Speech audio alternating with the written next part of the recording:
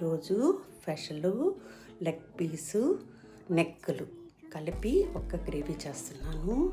సన్నగా ఆనియన్స్ తరిగి పక్కన పెట్టుకొని లవంగాలు వేసి ఆనియన్స్ వేసి దోరగా వేగిన తర్వాత అల్లం తెల్లగడ్డ పేస్టు వేసి ఉప్పు పసుపు మిరప్పొడి వేసి కొంచెంసేపు వాడ్చాలి.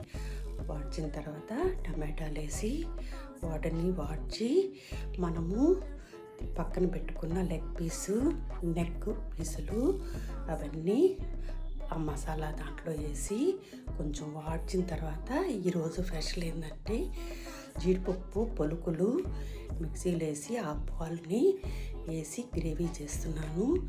ఇది చాలా బాగుంటుంది. దోశలోకి, ఇడ్లీలోకి, పూరీలోకి అన్నిట్లోకి, అన్నంలోకి మాత్రం పెద్ద బాగుండదు. ఈ గ్రేవీ వెరీ టేస్టీ. మీరు ట్రై